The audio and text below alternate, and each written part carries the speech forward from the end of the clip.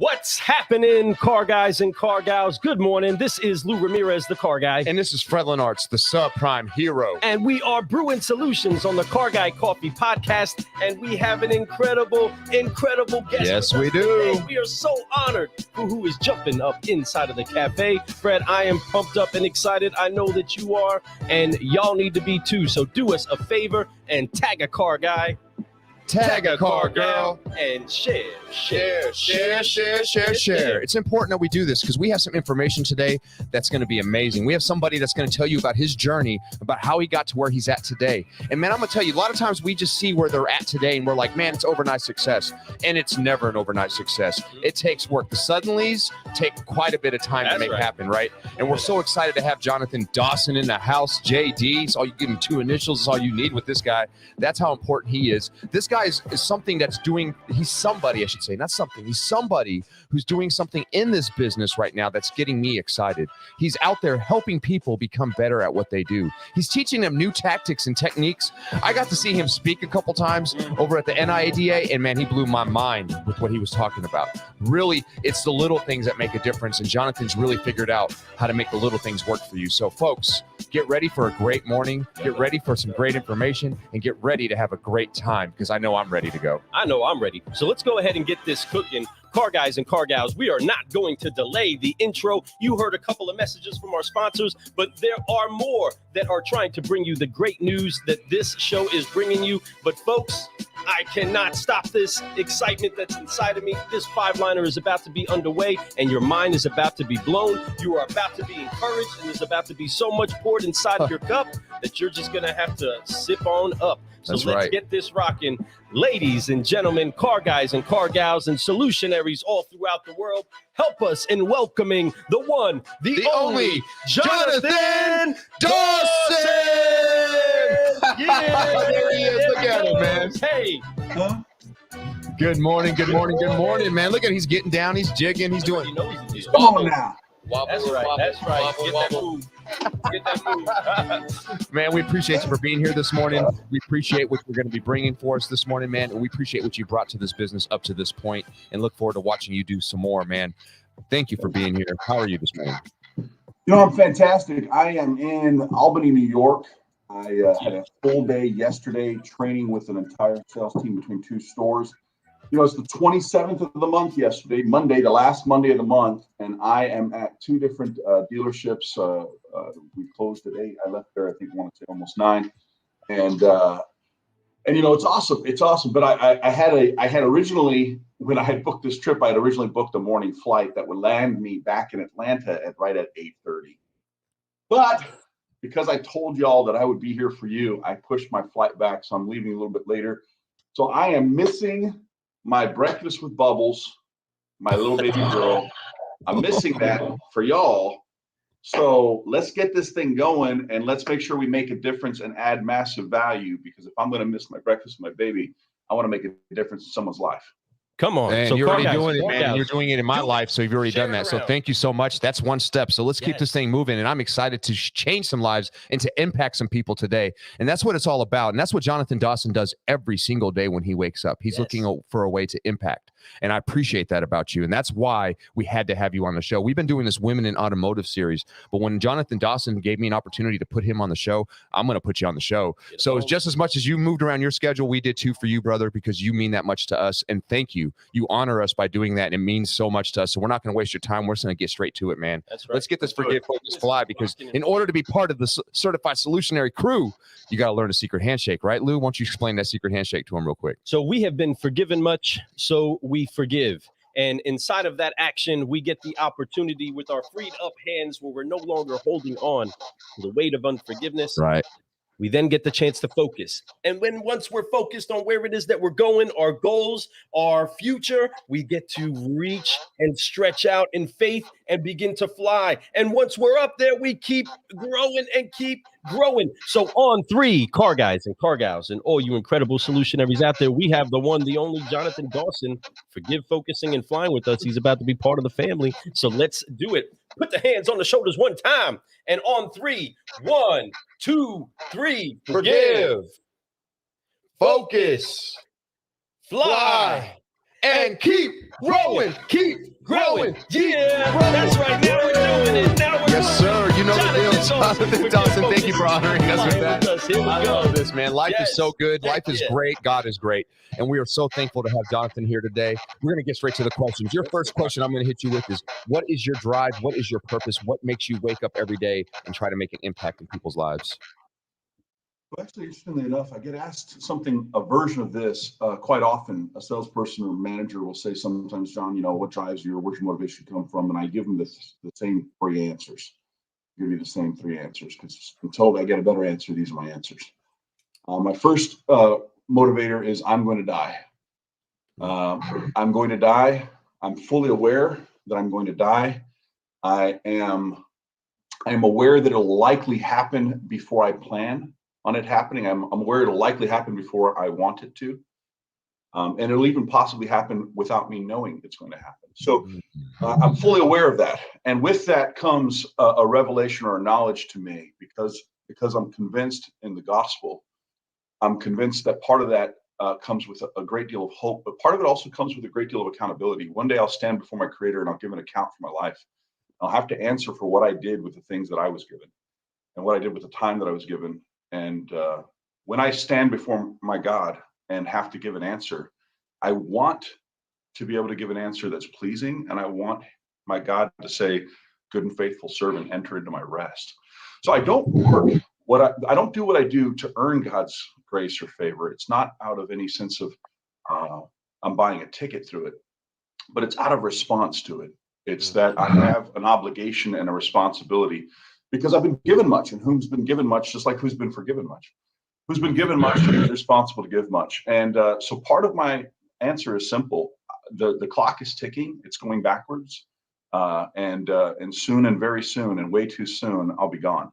And I'd like to think that that when I have to give an account for it, I'd like to think that I'll be able to say I honestly was living on mission. So I'm on a mission to save the world one salesperson at a time until God gives me a different one.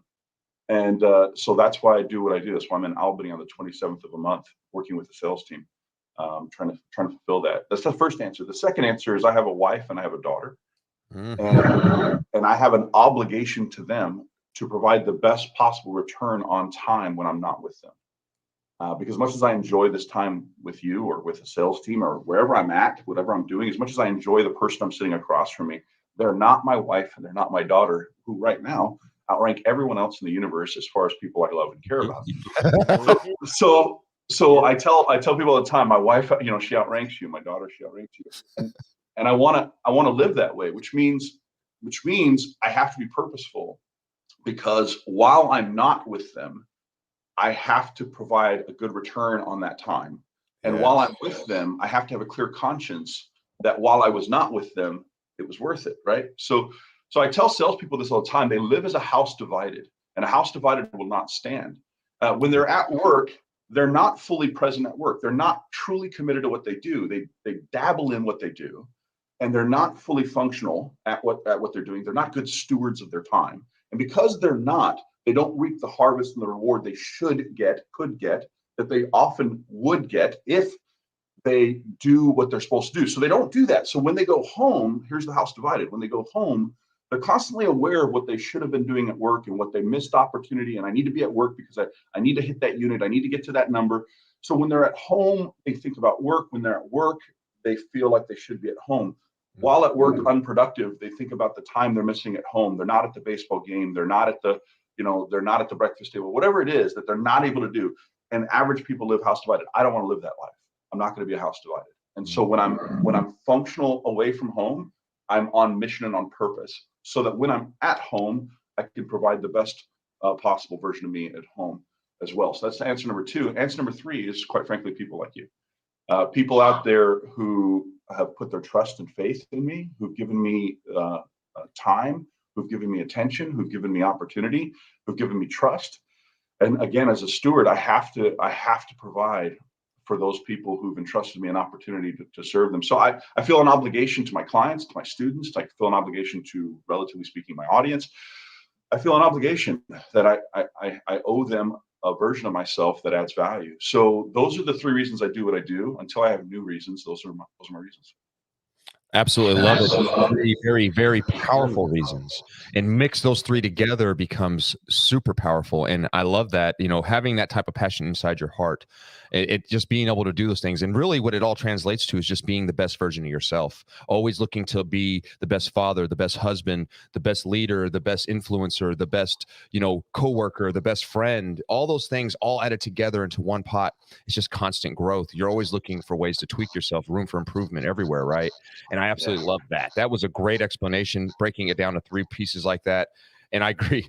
My son and my wife, they are number one. They are the boss, right? They are definitely higher ranking than anyone else in my life. But I definitely understand the value of all the people in my life, to include the audience that we have, because it does. It keeps me accountable. It keeps me moving. It keeps me motivated.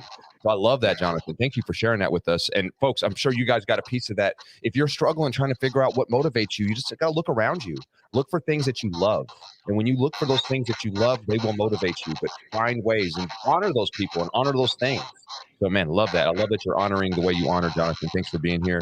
Man, what a great I mean, that's folks, that's the coffee, that's the cream, and that's the sweetener, all inside of one cup. Yes, it Okay, is. making sure that he has a 3-part understanding of his why. Folks, some of you have to make sure that you channel in on one thing to focus on why it is that you do what you do. And this is what we want to consistently bring to you. It's incredible people like Jonathan that achieve great things, see great things achieved in other people, and is completely aware of his own mortality, completely aware of his obligation and his privilege to love his family, and then completely aware of what it is that he's birthing inside of an industry where people like Fred and I can be encouraged and we can do what it is that we do. Yep. Sellchology is more than just doing the things and plugging the widgets of getting the job done, right? It's making the connections to people. And he does that in an incredible way, whether it's a hug that takes you up off of the ground or it's Which are the best rocking hugs a ever. stage. Folks, Jonathan is an incredible solutionary that we honor and we respect. And so many of you are jumping in here, incredible car guys and car gals.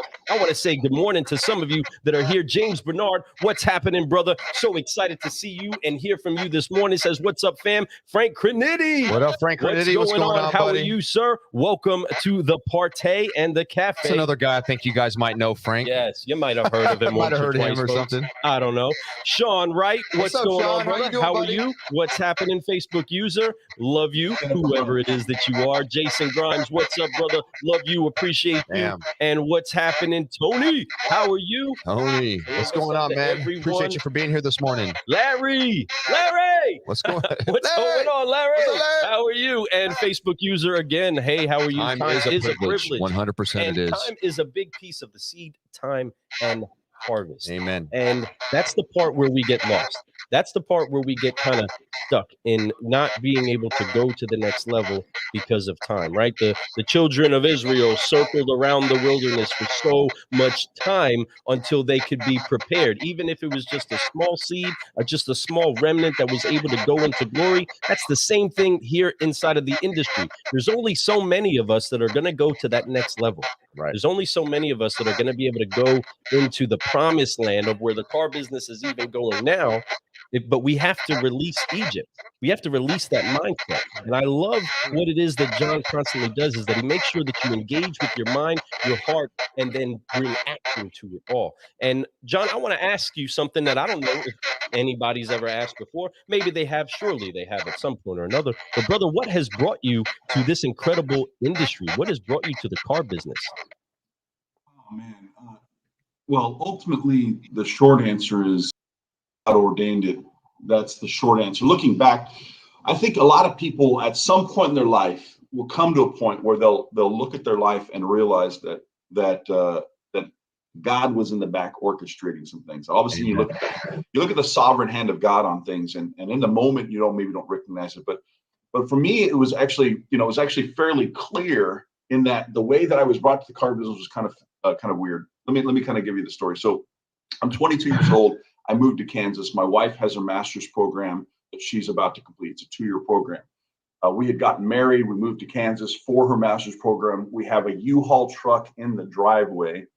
I wake up, kiss my newlywed bride, and say, "Hey, I'm going to go open up a checking account and check out the town and see what I want to do." Now, prior to that moment, I had successfully been in door-to-door sales. I was a door-to-door sales trainer for a door-to-door sales company. We had like 60-something reps across several states. I was the original salesman for that door-to-door company. I was the first salesman in the company. I eventually became the top salesperson, and then as we grew, retained the title of top salesperson, and eventually then was given the role of sales trainer while still being the top salesperson, teaching them what I was doing. So that was all from the age of basically 17 to 22 that I was doing that. So for 5 years, I did door-to-door sales off and on with that job. Then I was also a real estate investor prior to moving as well. So I had just come out of door-to-door sales, come out of doing real estate, and moved to Kansas. When I got there into this little town, Emporia, Kansas, I went to open up a bank account, and while at the checking counter, while filling out documentation for a checking account, I hear what now I clearly recognize in my spirit was God, but in the moment, a random thought that made no sense to me. I hear, "Go sell cars." And when I say I hear, what I mean is like you have like this random thought in your head or heart, and you just kind of go, "That's random. Like, where's this coming from?" Like, it's not like this audible booming over the microphone. It was just like, "Go sell cars." Like inside of me, like this thought that's not from me, "Go sell cars." And I remember thinking in the moment when that happened, I remember having this thought, like, what a bizarre thought to have. Like, I have no desire to sell cars of any kind. Like, I don't want to be a car salesman, and that's random. And then as I'm filling the documentation again, a second time, I hear it again, "Go sell cars." And I'm thinking, wow. And actually, like, I'm just filling out documents, but I'm having an internal dialogue in my head. I'm like, wow, why would I want to go sell cars? Like, I know nothing about cars. Like, I don't know the difference between a 4-cylinder and a V6, except one has 4, one has 6, and one has a V on something. Like, I don't know what that means. I know nothing about cars. And the only experiences I've had at dealerships were negative. Like the last time, actually one of the vehicles I'm driving at that point in my life, probably actually the one in the parking lot, was bought because when I shopped for a car, I had such a terrible experience. I actually went across the street, bought a car from across the street, drove my new car back to the other dealership, drove through the parking lot screaming at the top of my lungs, "These people are con artists and rip-off artists. Don't go here, go across the street." Like, that's a true story. Like, I was so bad. I hated the car buying experience. I had no desire. Then third time, go sell cars. And I remember thinking to myself, like, why? That's random. And then, of course, at some point you kind of go, "What are you saying? Are you saying this? Is this coming from you? Because this isn't me." And I said to the lady at the bank, I said, "Where's the local dealerships in town?" She said, there's only 3 of them. You can't miss them. They're right down the road. Like, go there and take a right, and they're all there. And so I walk into a dealership. It's a Chrysler, Dodge, Plymouth, Jeep, Toyota dealership. And this is August 2020.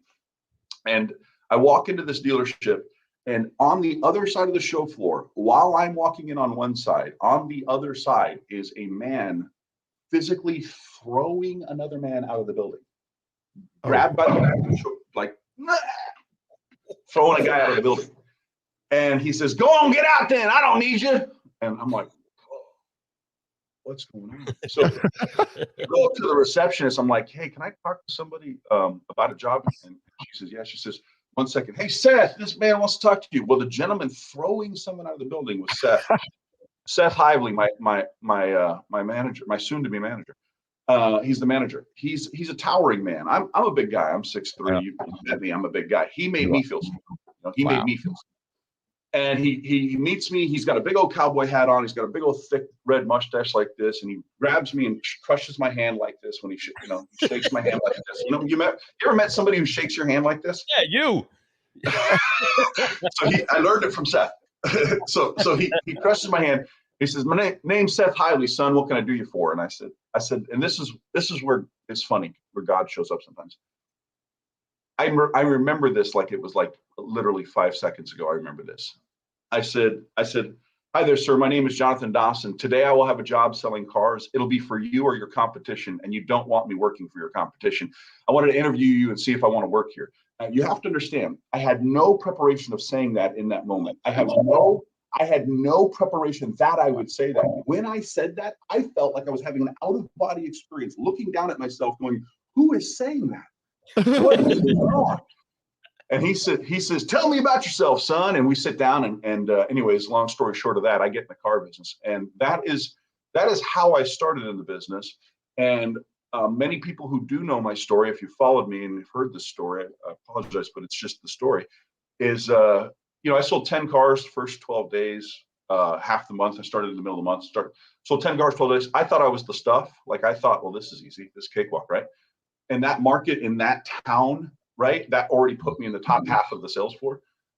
Then next month, sales meeting starts, and everybody goes around the room. What's your goal? And of course, I can do basic math. If I did 10 in 12 days, I got a whole month. 20 cars. That's not hard. So I set a goal of 20. I didn't sell 20. I sold 12. Then next month, I adjust my goal to 15, and I sell 3, and I get fired. And the owner calls me in the office and basically says, hey, you're sucking up my air conditioning. You're wasting space in my building. I don't need guys like you. Pack up and get out of my store. And I get blown out. And what's really funny about that is I actually had a check. This is one of my biggest regrets of the car business. One of my biggest regrets of my entire time in the auto industry is I had a check that was given to me for 0.00 from that dealer for that month that I sold 3 cars. They took out taxes, insurance, some other charges for being new, and they gave me a check for 0. And it had a sticky note attached that was signed that said, you owe us whatever it was, like something like whatever it was, $342.46 or something. But it was you owe us some money. And it was signed by Michelle, the office manager. It said, and here's what it said. It said, unless you're fired. You owe us this money unless you're fired. So I'm opening up my check after selling 3 cars that month. I open up the check. I'm looking at it. I'm looking at a check for 0 with a sticky note that says, you owe us money unless you're fired. Only to then get paged over the intercom, John Dawson at Craig's office, John Dawson at Craig's office. I get called into Craig's office, the owner, and literally standing in the doorway, he fires me and says, pack up your stuff and get out of my store. And now here I am, a 22-year-old newlywed kid who is really honestly thinking, how do I go home and explain to my newlywed bride that I just spent 60 hours a week away from her? Yeah. And not only did I not produce a result, I failed in that I owe the store money or I got fired. And I have to now go home and look her in the eyes and tell her, I'm unemployed, I have no money, and I'm a failure. And I'm standing in the doorway and I'm panicking and I'm thinking, not me, not today. And so I put on my selling shoes out of pure desperation in the doorway and I said, hey, give me a second chance. Like, let me prove, I can prove you wrong. I can do this. I've never failed at anything. Like, I don't fail at things. I don't know what happened, but it won't happen again. And he says, basically, you have to the end of the day, prove me wrong, get out of my office. So I walked out behind the dealership, and this is where I had my come to Jesus moment. Anyone watching this, most of you can recognize a moment in your life where you came to the end of yourself. You came to a place of desperation, a place of brokenness, a place of why me, why now, why this? And for me, in that season of my life, in that time, to be in that place, I was like, what am I doing here? Because I truly felt like looking back, I felt like God had brought me there, and I had success in the very beginning, and now I have a 3-car month. I have no money, and I have, I'm a total failure. I look like an idiot. And I'm out in the back of the dealership. I'm actually having the fist towards heaven altercation with Jesus. I'm screaming at the sky. What am I doing here? This place sucks. There's no traffic. There's no training.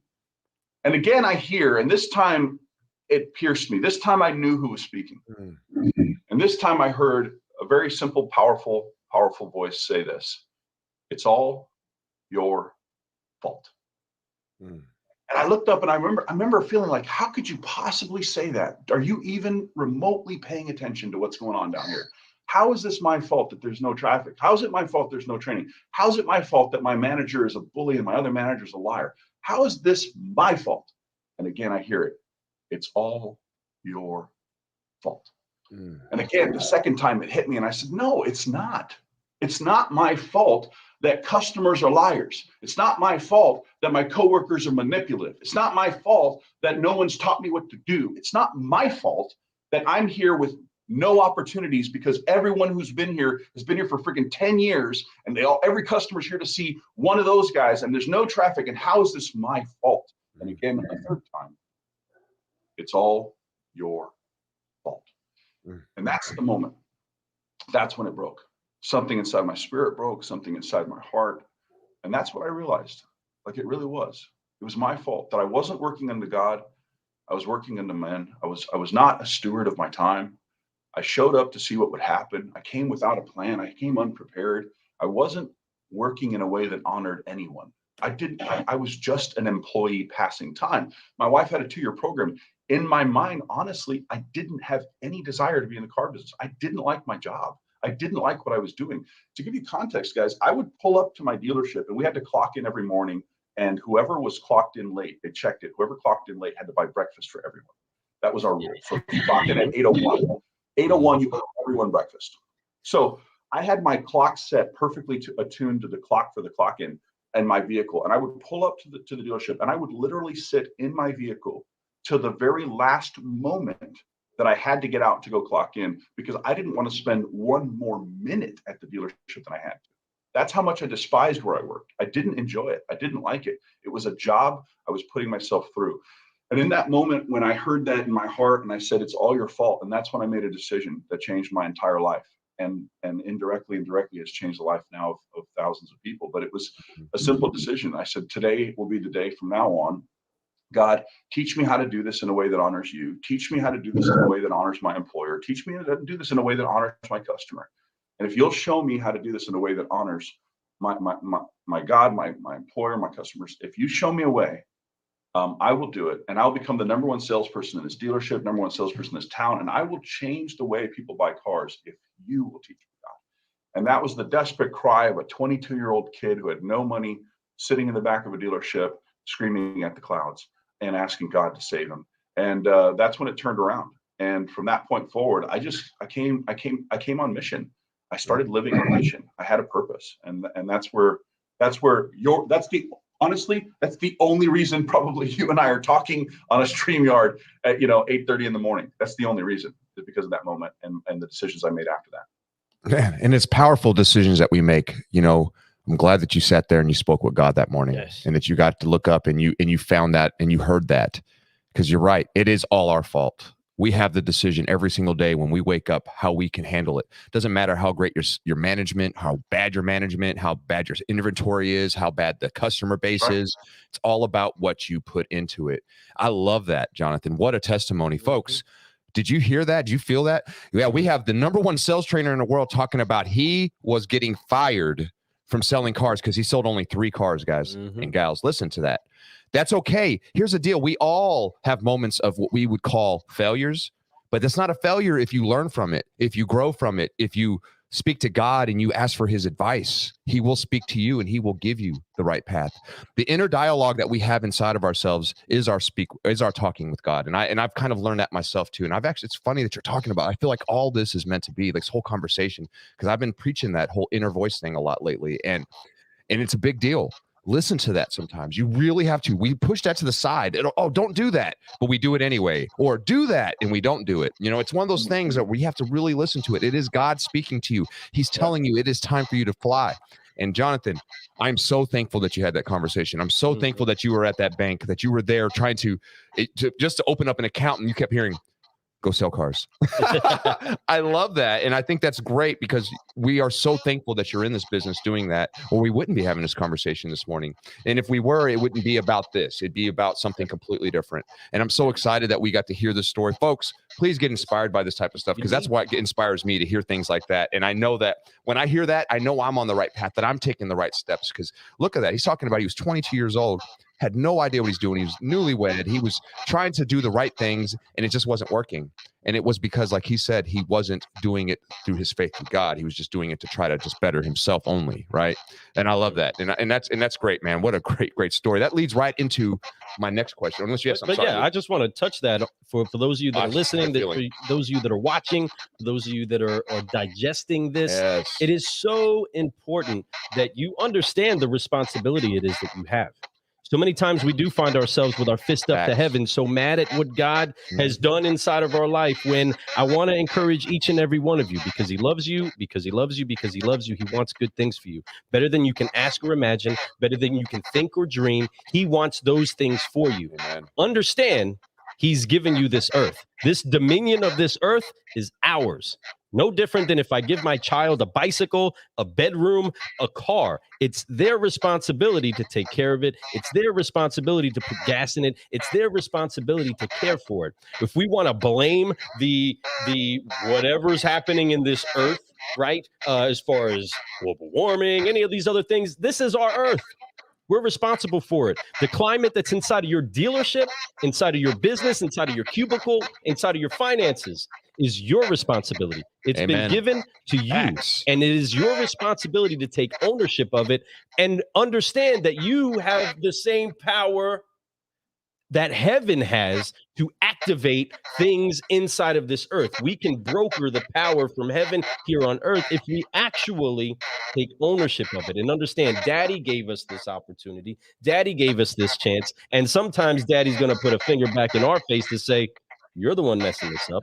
You're the one that can fix this. Right. And I've given you the authority and the power to do so. And that's exactly what the industry needs. So long, we've been waiting for fish to jump inside of our boat. That's been the way that we've operated the car business. Please jump up onto my lot and hopefully I learn how to process you right? Instead of actually working with the nets, instead of actually being strategic with the lines that we put out, instead of working together and taking ownership of what it is that we have. There was nothing that was magical about Jesus saying, throw the nets on the other side. These were fishermen. For those of you that know that story, these were fishermen.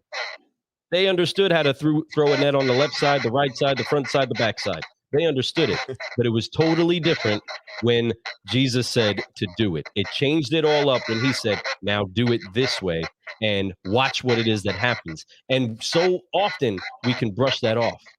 So often we can say, yeah, the car business, yeah, no, there's nothing about heaven that's on that, right? There's so many stigmas, but understand, folks, the darkness is only there because the light hasn't shown up. And Jonathan Dawson is a light to the industry. And we appreciate that. That story is incredible. Thank you for sharing that with us all. I know that inspired some of you, It's every one of inspiring you. And this is I'm telling why we honor people like Jonathan. This is what the industry needs, is people that are willing to take the up and also take the time to hear what it is that heaven's saying and watch what happens when you get heaven pouring inside of your cup, folks. It'll really take things What to I love another the level. most is that he's taking the responsibility. Yes. Right. And then that's the key.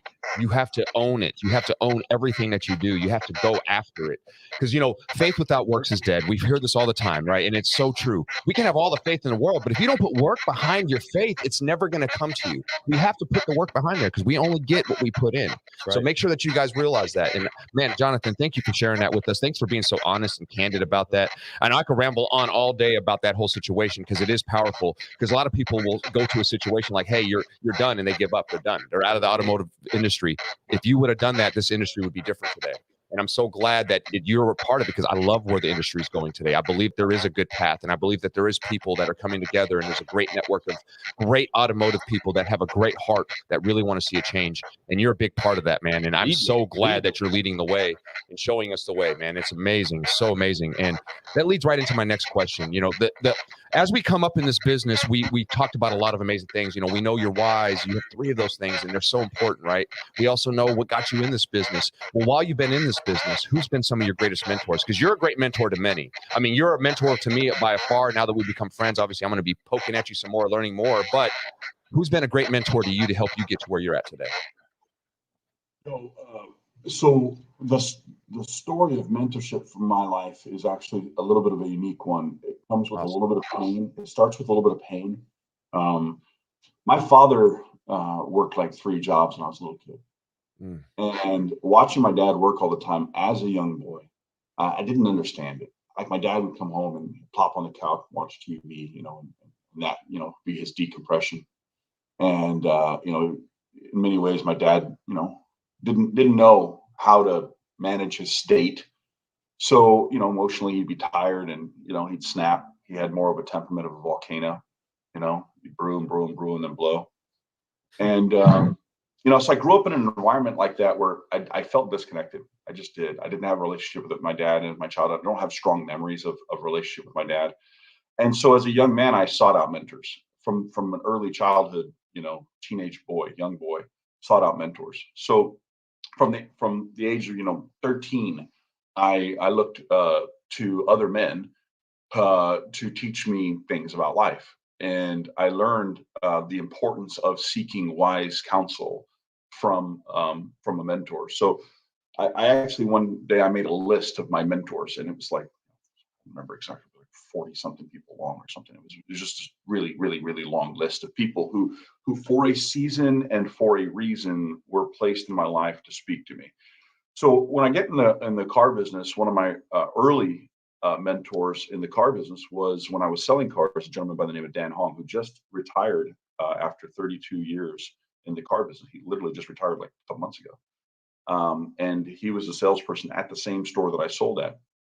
Interesting little side story about that. So after selling cars and failing and getting fired, and then giving a second chance, and then staying at the dealership, I anyway ended up selling cars and became a top salesperson. And when I left the store, my owner, after I had started my training company, my owner called me up one day and said, "Hey, I've been talking to the guys, and I asked them, would it be weird if Dawson, came back to the store, but this time as a trainer? Would it be weird if like he was our trainer and taught us what he did while he was here and what he's learned since?" And one of my great honors in life was actually to be able to sit, or in this case, to stand at the front of a room in front of salespeople and the owner and the managers that I sold alongside, and to now be the trainer of them on what I did while I sold alongside them. But Dan was one of my first mentors. He was a gentleman of great integrity, great consistency, a commitment. I mean, 32 years in the business, meaning a committed man. He was back then. He's a little Asian dude, a little Vietnamese guy, but he just had about him a way of doing things right. And I remember the wisdom he gave me actually when I was really frustrated in the beginning of my career. He said, "Kid, I tell you something. Grass may be greener on the other side of the fence." He said, "Water bill higher too." And so he was one of my first early mentors. I learned from him. When I got to the end of my 2 years at the dealership, I got recruited by a training company, and the training company that recruited me, I worked with for about 2 years. And the gentleman who owned that company is a guy named Mark Tewart. And Mark served as a mentor as well. There was a guy who trained me under Mark, a guy named Tony McGee. And Tony trained me when I first got in the field, and I was selling door-to-door sales seminars for dealerships. So I'd knock on a door and try to get your team to sign up for a seminar and come to one of my events, right? To come to this event. So when I was learning how to do that, I worked under a guy, Tony. Tony, started teaching me the ropes on that. Now, the thing is, like I said, I'd spent 5 years in door-to-door sales and as a sales trainer in the door-to-door space already. So the idea of training, the idea of door-to-door, the idea of selling something was something I was very, very comfortable with anyway. But I very, very quickly learned that. I worked with them for about 2 years, and then started basically what you now know as Sellchology.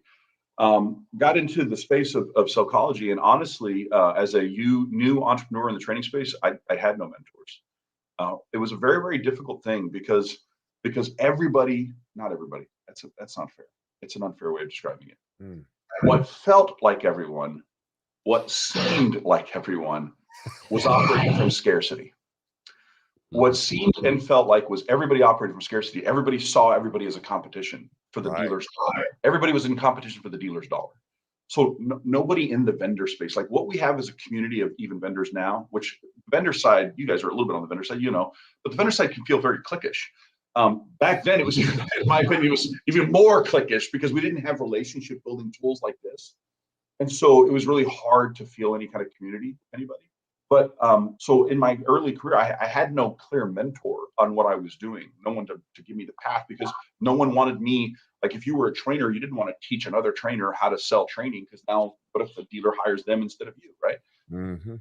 That's something that I severely lacked. I know it stunted my growth, but I sought out mentors. I asked for advice where I could, but I just found it was not very reciprocal. Nobody really wanted to. So I didn't really have any clear mentors. Now I had heroes.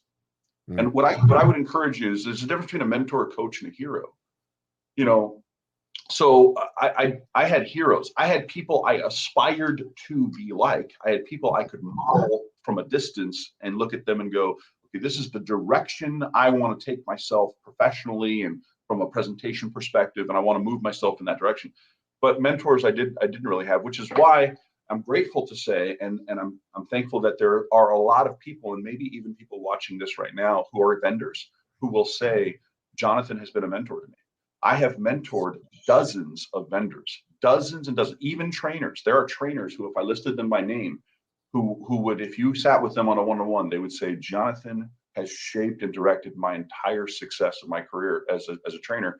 And I have gladly done it because I didn't have that. No one operated. Again, it didn't feel like anyone was willing to operate from abundance. I operate from abundance.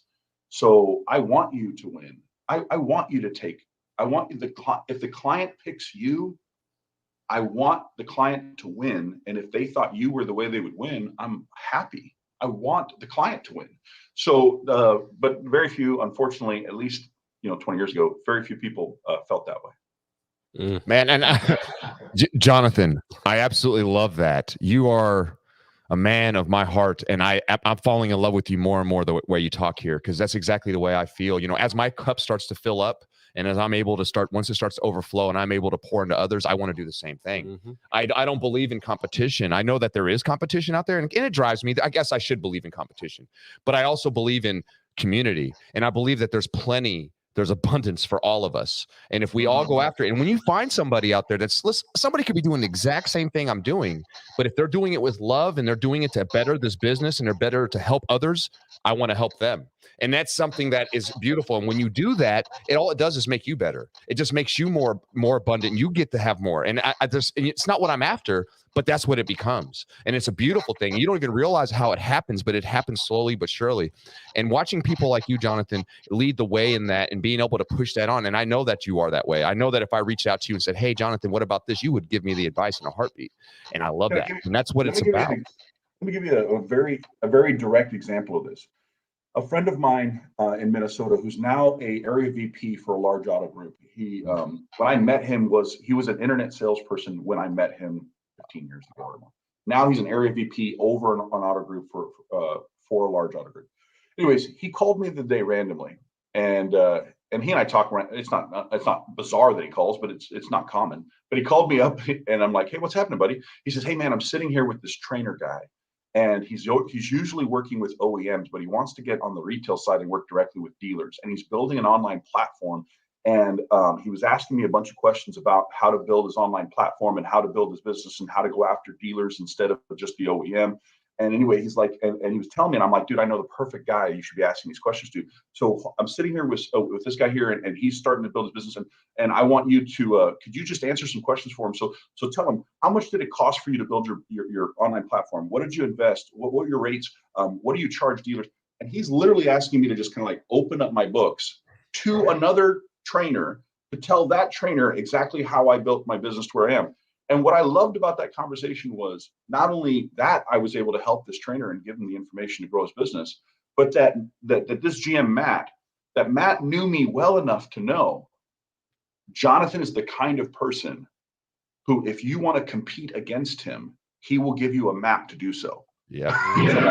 And I just, that's what I wish more people operated from, was just Dave Anderson. Some of you may know that name.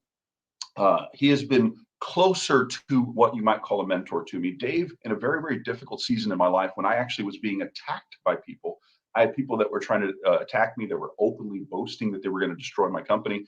I had what you would call now haters, is what you would call them. I had haters, and I was going through a season where I had these haters, and I reached out to Dave for counsel, and Dave, being a good Christian brother, seeking wise counsel from him, he said, John, there's not a dealer on the planet that God has ordained you to serve that any man can disrupt that service. Come on.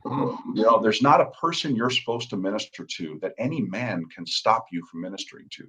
Do not worry about what they do. Worry on whether or not you're honoring God in what you do. And that wisdom in that moment was what I needed to not only forgive the people that were attacking me, but to truly walk out in forgiveness. When scripture talks about loving your enemy, few of us have ever known what it's like to truly have an enemy, a person who seeks to destroy you. I had people boasting privately and publicly that they were seeking to destroy me and my business. And in that season, it was fascinating because resting in God's mercy, grace, and understanding, of how to forgive and how to love what you would call an enemy, was a wonderful season. And Dave's wisdom in that moment was exactly the word that I needed to set me free and to truly be able to continue to walk in abundance. There's not a single dealer that's supposed to be served by Sellchology that anyone or any market or any economy is going to block. You know, that's not how the economy I walk in works. Amen. Amen. Amen. I am at church today and I'm feeling it, man. And I absolutely love this. This is what I needed. I'm excited. You know, I'm getting ready to start a new season of my life. I'm leaving the dealership. Saturday's my last day at the dealership. I put my 2 weeks in last Monday, and I'm super excited because then I'm going to be fully on that vendor side, right? And to know that there's people out there like Jonathan Dawson, where if there's a moment where I kind of get lost and I'm like, man, I don't know what path I need to take, I'm going to speak with Jonathan. And I know Jonathan would be that guy. He'll guide me. He'll probably tell me, listen to what God's telling you. You know, I know that he'll tell me that. And but I'll be like, that's why I'm calling you, because he told me to call you. So that being said, I absolutely love where you're going. I love what you're about. And I love that you have mentorship and that you found heroes that you could look up to. I do the same thing. You know, before I got to meet you, you were my hero. You know, I look at you as a hero. I'm like, man, this guy's doing something similar to what I want to do. I love where he's gone. I want to be there one day. You know, I mentioned it to you when I first saw you at NIAD. I said, I just want to be the number 2 sales trainer in the world. And you said, well, you said it's so good. What I loved about what you said was I was number 2 at 1.2. So that made my I remember what it was like to be number 2. That's what it was, right? And I absolutely love that because it's true. We all have our path. We all have our moments and we get somewhere. You know, being number 2 is not a bad thing. Being number 3 is not. I want to be number 1, right? But at the same time, it's about what God wants me to do and where he wants me to be. And if I'm doing it to honor him and I'm doing it to honor him in the best way I can with others and show other people the way, then I'm doing it right. Whether I'm number 1, number 2, number 100 does not matter. I'm doing what I'm blessed to do, what I'm supposed to do through his grace. And I'm excited about that. And I'm excited to meet other people in this business who are on that same type of mentality. When I first got in this business almost 20 years ago, talking about God was kind of like, what are you doing? Right? Why are you? We don't talk about religion or politics at work. We don't do this or that. And then if you were a Christian, which Lou came into the business loud and proud as a Christian, and he was made fun of quite a bit. People were like, okay, Lou, you're fake. They thought it was fake, you know, and it was like, dude, you can sell cars and still be a Christian. There's nothing wrong with that. And I've known this man for almost 20 years. I think literally I know where his heart is. I know that he's a good Christian man, that he cares about his family. He cares about his God, and he wants to honor his God. Right. And that's what I love about Lou. And that's why he is my business partner, my everything, you know, and those things are important to have people like that inside your life and to have heroes like that inside your life, to see those and seek out for those. Eventually those heroes, if you put the work in, they recognize you and they will become your mentors. And it's a fact. So I'm glad that we have you here today talking about that. What a great subject. This is powerful stuff, folks. And understand there's so many different layers to this walk. There's so many different layers to the things that we need to be encouraged and understand. Sometimes it takes the voice of a mentor or a friend to let you know what it is that should already be implanted inside of your heart. But we have to have those refreshers. Just one conversation with daddy ain't enough. Okay. You need to have more. And here's the thing that I want to encourage so many of you at or with right now.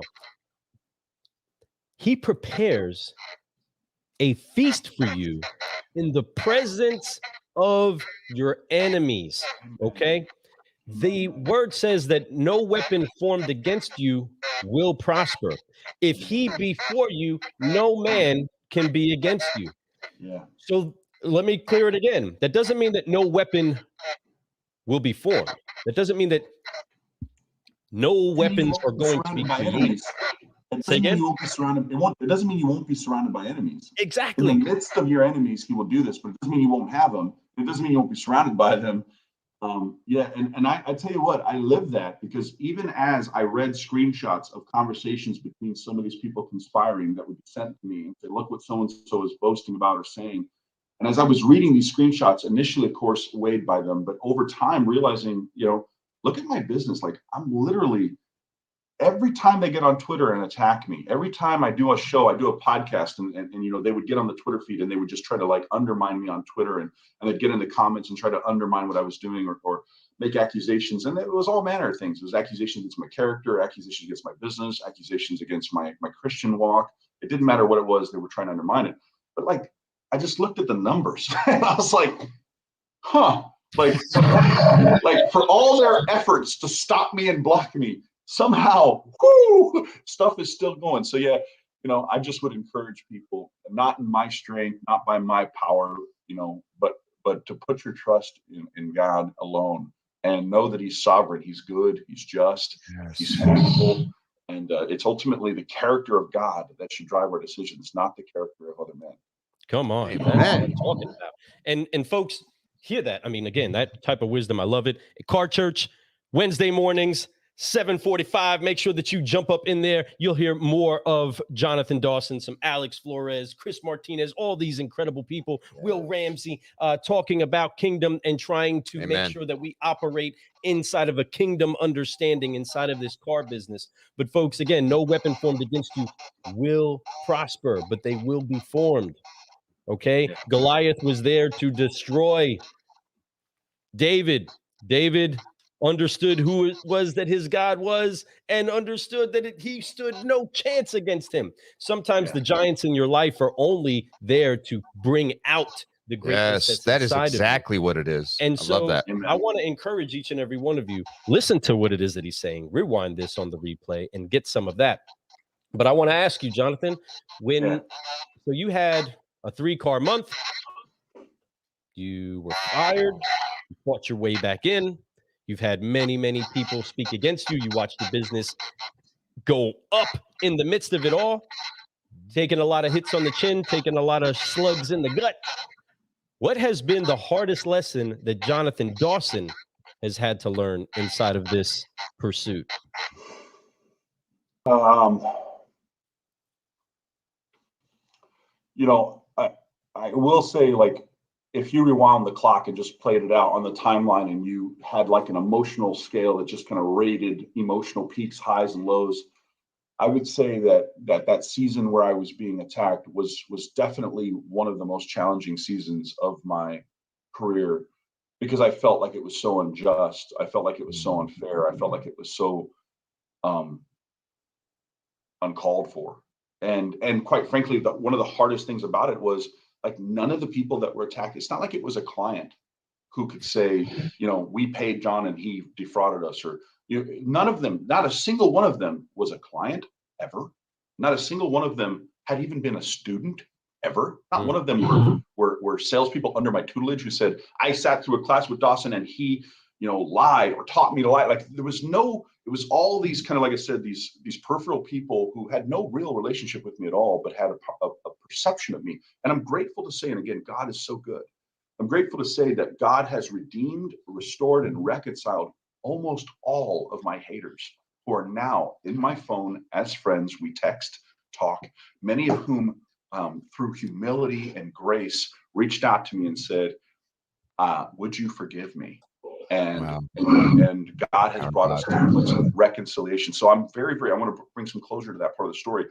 God has restored and reconciled and redeemed many of those relationships to this point. So I'm very, very honored that God did that, and that was possible. But that was definitely one of the harder lessons, was to truly love an enemy, to truly trust in God and love an enemy. That would definitely be one of them. But I'll give you another one as well, as a speaker trainer, that was a really challenging one for me, which is learning this lesson here. And this is more of a kind of, again, a life lesson, which is my role and responsibility is to cast the seed and to water, but it is God who brings the increase. My job is to preach the good news in the gospel, but not to actually save anyone. So even though my mission statement says I'm on a mission to save the world one salesperson at a time, I do not confuse myself with a savior, because I am not actually the one who saves anyone. One of the harder lessons for me was, I was at a dealership and I was in my pride, I confess, in my pride, I was convinced that if people would just listen to what I had to say, if you would literally just do what I'm talking about, then the store would be better, you'd be better, everybody would win. And I remember being at a dealership and just sensing that the room didn't care. Like, there was this aura of indifference in the room. And I remember feeling like, this is, 15 years ago or something, but I remember feeling like, I cannot believe I left my house, I traveled all the way here, your dealer brought me in, and none of you give a damn. None of you care. None of you want this. Like, I remember feeling indignant about it. And I sat down with the general manager, who was the owner, and I said, hey, he's like, what do you think? I said, my advice is fire them all. I'd fire every one of those guys. And what was interesting about that moment, that I had not closed the door behind me. And someone had overheard me say that. And in that moment, I felt self-righteous. I felt convinced of my own righteousness. Like, I'm right, they're all wrong. They deserve no grace. What they deserve is an axe. And as I was telling the owner, I'd fire every one of these guys. They're useless. I realized afterwards, when I found out from the owner that they were canceling the contract, he said, John, he said, look, turns out the guys heard what you had said and they don't want you back. And I wasn't, I mean, at first I was like, well, your store's idiots and you got a store full of idiots anyway. So why would I care to work with you idiots, right? So in the beginning, like in my initial emotional reaction was, well, see, that just proves my point that your tail wags dog. But later upon reflection, what I realized was that I was operating from this place of the judgment seat, right? We all have this judgment seat that's so comfortable to sit in, to judge other people's weaknesses according to our strengths, to look at another person's weakness, and from our position of strength, to see down, to condescend to that person, and to see them as less, and to make a judgment on them in that moment. Now, I remember my heart was in the wrong place. I do think that there was a lot of indifference in the room, and I do feel like that culture was unhealthy. And so, but my heart was one of judgment. And so one of the hardest lessons I learned was that it is not my place to actually judge any of these people that God puts in front of me. That's not my place. That just because I think I know what they should do does not mean that I am their Lord. Right. I don't lord over them. I share lessons with them, but I don't lord over them. So that was a hard lesson as a speaker. You seek prominence. One of the hardest things, again, about being in a position like this where you're given prominence is your pride so quickly puffs up. You read your own press clippings, as my friend Frank Crinity says all the time, and you just become convinced of yourself. You walk like you're taller than others. You walk like you're smarter than others. You boast. It's very easy, even in when we jest about I remember what it was like to be second. Even in jesting like that, I'm cautious of that because I don't actually consider myself the number one of anything. I don't know that I'm number one. Again, it depends on what you want. And I feel like I have some gifts. I feel like I'm pretty darn good at it, but I don't seek to be number one in the world of anything. I just want to know that what I did was right. I want to know that what I did honored God. I want to know that in the moment I was a good steward. I want to be faithful. That's what I want to do. And whether that's an audience of 3, 30, 3,000, 30,000 one day, if God gives me that opportunity, the hardest lesson I have learned is it's not about me. When I name Sellchology, and this is not a knock at other trainers, so please don't misunderstand. I'm not right. Trying to throw shade. But if you think about almost every other training company, the name of the trainer is the name of the company. Mm-hmm. Almost every one of them. And again, this is a personal decision I made when I said, I'm going to name this Sellchology. I did it intentionally as a suppression of my pride because I don't want it to be about me. I don't want it to be Jonathan Dawson Enterprises. I want it to be something that's transferable, that's not about me. I want it to be about what it is, which is selling through psychology. And that's what I want to be prominent. And obviously I get to be the spokesperson, but I don't want it to ultimately just be the Jonathan Dawson show. I want, as bad as I can, as hard as I want, I want it to not be about me. But I tell you, it's one of the hardest things I struggle with because it's so easy when you receive such praise and honor as you've given me today. It's so easy to think it's about me. And that's probably the other hard lesson I've learned. Wow. That's very powerful. And, absolutely love it. Not his place to judge, and it's true. It's our place to coach. We could do those things. We could do all these other things. We could honor, we can try to help, we can do all, but you cannot judge people. You never know what their real story is, what kind of lenses they're looking through. We have experiences in life that are so different. Lou and I, completely different people, different lives, the way we grew up. So we look at things differently, even now. Granted, we've come together. We look at business very similar. We do a lot of things very similar. But at the end of the day, if something hits me, it might impact me completely different than it would him because of a past experience. So you have to understand that you can't judge people based off of your experiences. They all live their own life. They all have had their own path that they've come up to. I love that, Jonathan. That's powerful. Absolutely. There is a key that we want to make sure that we utilize to open up doors inside of each and every car guy and car gal that's out there. And that's that being humble doesn't necessarily mean that you think low of yourself. It just means that you think of yourself less. And when you have a person like Jonathan that is trying to not just build his business, not just build the stores that he teams up with, not just build the reputation of an industry, but to also go to the next level in helping other people understand that we should each be empowering each other. And as we keep jumping into that judgment conversation, right? It is easy for us to sit inside of that chair. That is a comfy, cozy seat, especially when we feel like we have things together. And the important thing that we're supposed to do, it's look at everybody through a lens of love. Amen. Make sure that what we do is we count the grace that's been given to us and we extend that back to the people that we're dealing with, because you don't know their story. I don't care if it's the customer that screwed up everything that there is on their bureau. Your 300s and below, it's very easy to laugh at them. It's very easy for you to nitpick and say what is wrong with that customer, when at the same time, you don't have people inside of your face with fingers pointed at you for what you're doing. I caution you, car guys, car gals, and solutionaries, never join forces with the accuser. Never jump on the same side as somebody pointing a finger of what's wrong with somebody else.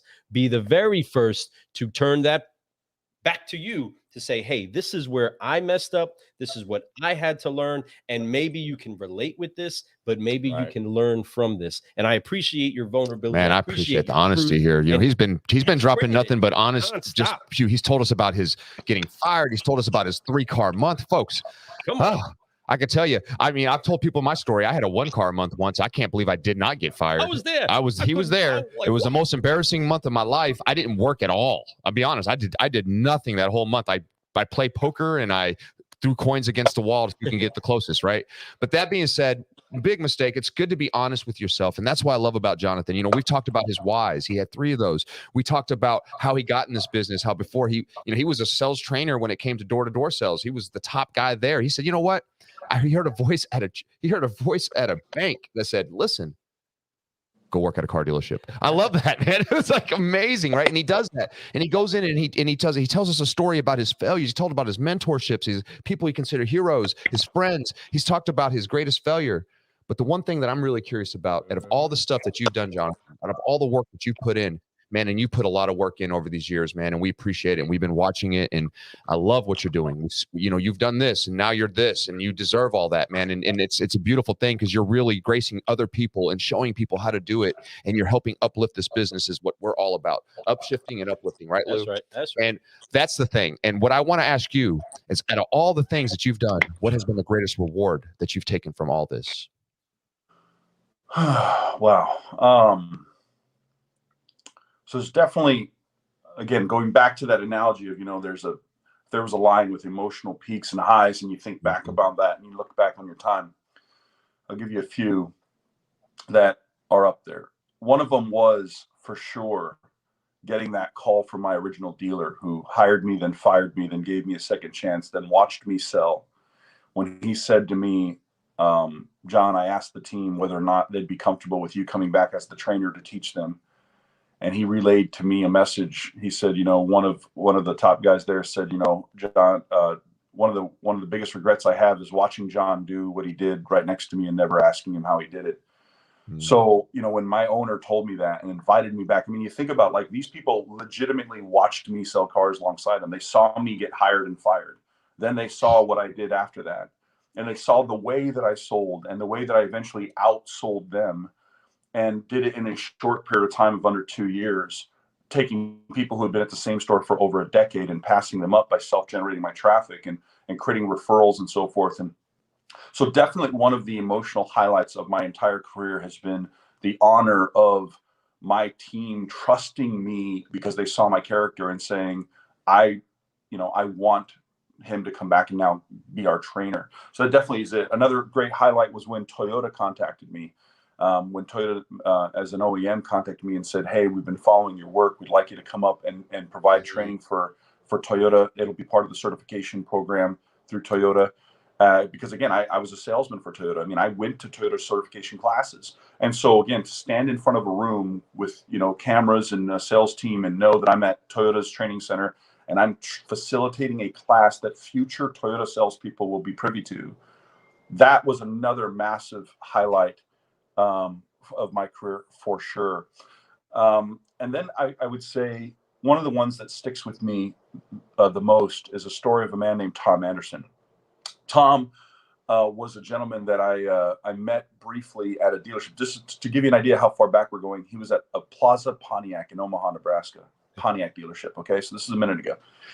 So I was calling on dealerships selling tickets to an event, and I stopped at the store, and Tom greeted me at the front of the dealership, standing out on the point. And he said, hi, sir, can I help you? This thing's, and I said, actually, I'm here to speak to your general manager. He's like, oh, really? What's going on? And I said, well, I have a training event coming through town, and I'm going to be inviting you guys to come to my training class. And so I'd like to speak to him about inviting you guys. He says, oh my God, really? Are we going to get training? That's so awesome. He's like, man, I could really use it. I've been doing this for a while now, but I don't know what I'm stuck, and I'm really struggling. So I really hope they sign up, and I'm that's great. And here's who you asked for. So I walked in the store and got completely blown out. Just, rudely, the general manager had no time for me. So I was there for like 10, 15 minutes and got blown out. I wasn't interested at all. And on the way out, Tom says, so did that work? Am I going to be going? Are we going to go? And I said, unfortunately, man, no, I can't invite you guys because your dealer, general manager didn't want to participate. He's like, please don't tell me that, man. I really need help. And I said, listen, man, I'm about to go on my lunch break. Walk with me to my car. So we stood by my car, and I taught him 3 techniques, if you will, 3 strategies. I said, just do these 3 things, Tom. Do these 3 things with every customer going forward. These 3 things, just do these 3 things. And I role played with them for like 30 minutes on the parking lot by my car. I got in my car. He asked for my card. I gave him my card. I got in the car and drove away. And that was, that was it. Went away. Fast forward, that would have been probably early in the year. So that would have been like maybe springtime when that occurred. It was now like November, maybe December, but it was Christmas time. So it would have been like maybe early December. I get a call from a number that shows up on caller ID. I don't know it. And I pick up the phone, and he says, hi, is this Mr. Dawson? I said, yes. He said, this is Tom Anderson. And he says, you don't remember me probably. And I said, no, actually, I do remember you. You were Plaza Pontiac, right? And we role played by my car. He said, yeah, that's me. And he said, I got to tell you something. He said, that year that I met you, that previous year, I couldn't afford a Christmas tree for my family. I couldn't put up a single Christmas tree in my house. He said, I want you to know, after I met you, I sold 21 cars the next month, sold 22 the next month, and I've sold over 20 every month since then. Wow. He said, I want you to know, every room in my house has a Christmas tree because of you. Come on. Every room. Come on. And he said, I just want you to know that. And that was the moment. That was one of the moments, but that was the moment, really, when I said, that's what I need to do. I need to find one Tom Anderson a year. God, give me one Tom Anderson a year, and I will do this till I die. And so I definitely put that up there. That's got to be one of the moments, one of the things I look back on. Yeah. And there's been, thankfully, thousands since. I mean, really, there has moments like that where people would send a message or call. Had a gentleman, Chris, who reached out to me. I had met him at a dealership, same kind of thing. I met him at a store, just stopped in, again, same thing, called on the store. No one had time for me. This guy said, can we talk? We talked. He called me, I want to say again, it's something like 9 months later. It was a while ago. After that, he called me up one day, and he said, my wife has left me. My kids are gone. I've lost my car. I've lost my job. I'm being evicted. I'm literally packing up boxes. I'm about to be homeless. He said, I have 2 things in my hand. One is a gun, and one is your business card. And I decided to, oh, man. He said, I decided to call you. Can we talk? And I'm so grateful that there's been moments where a dealer said no, but a salesperson said talk. So Anyway, We love you, John. Yeah. We love you, brother. those your are the rewards. That's the reward. Amen. Amen. Amen. Amen. Yeah. Amen. And Hey man, man, thanks for that question. That's a good question. man, we thank you for being so candid and so just open with us. And man, you really goosebumps the whole since you started speaking about it, man. I've had nothing but goosebumps and emotionals. And I think that everybody who's watching feels the same emotions. We all love you. We love your heart. We love the people that you've been able to touch. And we love that the people have been able to reach out to you and give you opportunities to help them. And that's the key. You know, folks, if for all you out there who are struggling and you don't know where to go, reach out. There's so many people that will help. There's people like Jonathan Dawson everywhere. Jonathan Dawson is an amazing soul. He's somebody that if you know him and you get to know him, he's going to know you. He'll remember you. You know, think about that. Is Jonathan a year later, John calls him and he's like, you know, they're talking and Tom Anderson's like, hey, you remember me? And he's like, yeah, we're at Pontiac. We're sitting there talking. We talked, you know, we did some role playing and he remembered that. And but the most important thing is that 30 minutes that you spent with that person. Folks, you don't realize how impactful you can be just by having a conversation with somebody who's in the pits. Right. Just speak with them, share your heart, give them what you can. Money is not what the world's about. That's not what makes the world turn. Love is what makes the world turn. And the more love you put out there, the more you will receive. And it's once again, it's not about what you receive. It's about what you put out there because you will receive. That is the way God works. But understand, you have to love. And John, I love you. And I appreciate what you've done. I love what you're doing and how you're impacting, and you're going to continue to impact as long as God will allow, right? And I know I pray that it's a very fruitful and very bountiful and a very long life of Jonathan Dawson out there with Sellchology doing amazing things. And I know Sellchology isn't where it's ending. There's still so much more from you that's going to come out and we're going to see. And I'm looking forward to learning more and more about that. Jonathan, you put goosebumps on me. I've never had a goosebump during. So it's the first time I've had goosebumps on my show, folks. And Jonathan, I appreciate that. That's my greatest reward of the day so far, sitting here with Jonathan and hearing these stories, getting me blessed. You're making me look forward to my future season, looking forward to what I'm going to be able to do, how I'm going to be able to impact other people, how I'm going to have my Tom Anderson, you know, and that's a beautiful thing. One a year and it'll do everything for you. And it's so true. Jonathan, I love you, man. Thank you for doing this. Thank you for gracing us and blessing us with your time today, because time is valuable. We talked about that. When he asked me today, how long is the show? I said 30 to 45 minutes. Look, we're an hour and 13 minutes in, and I don't want it to end. I love Jonathan so much. I want to be here all day with this guy. All three of us love talking, so we know how we can keep this thing going forever. Here's the thing. Jonathan, you honored us. Yes, you did. My audience is definitely blessed to have you here today. I'm sure that they felt something here. I know that there's some people commenting about how their heart's feeling and how they're getting choked up and how they're touching lives and the whole thing, you know, sales, like Chris Youngren says, Tom Anderson's is why we do sales training 100%. And Jonathan Dawson's why I see that there's a beautiful future for us out there.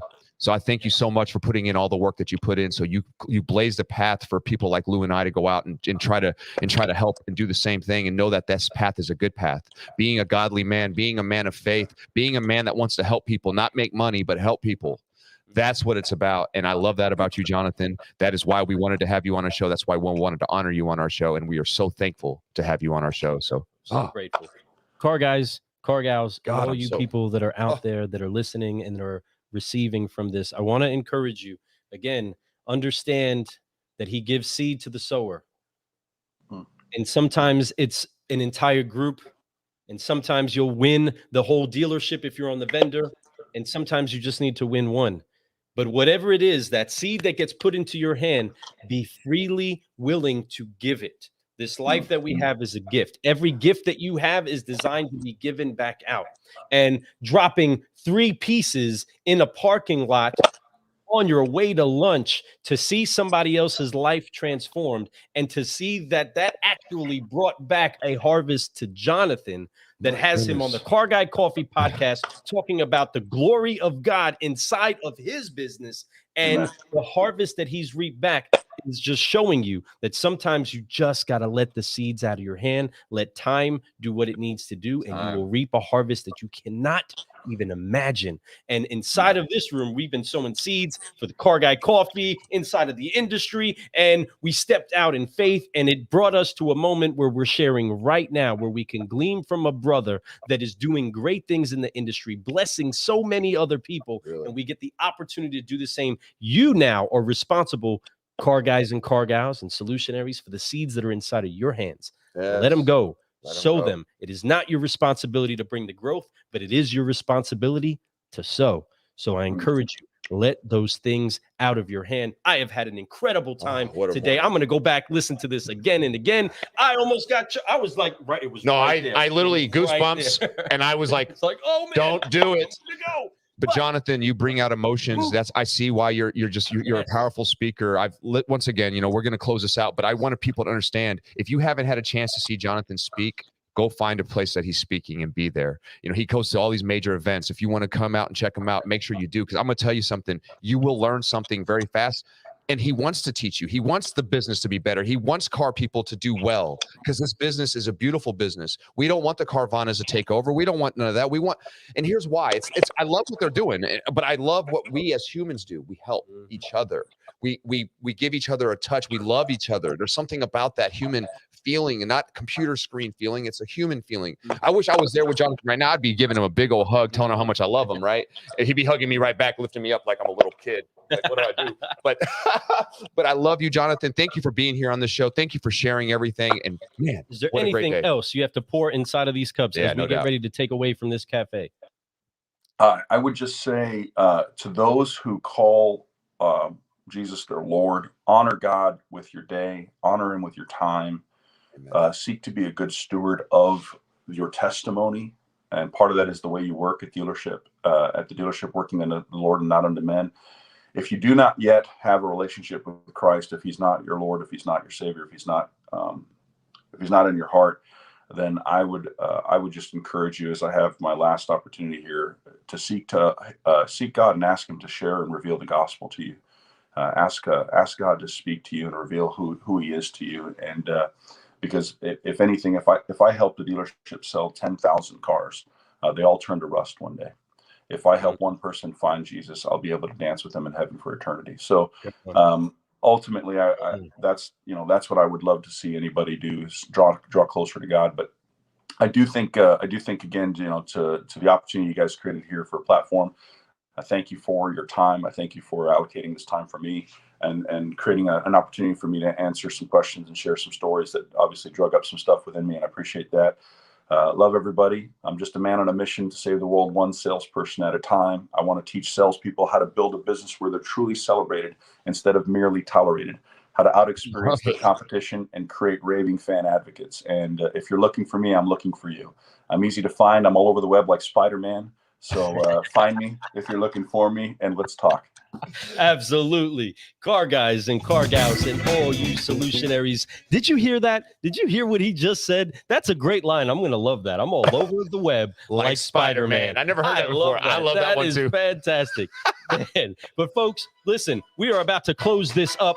We have had an incredible time with the incredible friend of ours, Jonathan Dawson. I am so grateful that we had the chance to just learn, get a little deeper with him, open up his 5-liner with you, and go to the next level. I can't wait to the follow-up. I can't wait to see you again. And brother, I am so honored that you consistently show Christ first and foremost. And that, at the heart of everything, folks, is the cornerstone. We must live our life that way. And if you don't know him, I am very, very honored to make an introduction. You can call each and every one of us, and we would be glad to bring you to the throne and let you meet your creator. But for this night, for this day, we are excited that we get the chance to go jam out, vibe out a little bit, go solve some transportation problems, upshift and uplift in industry, and consistently brew solutions.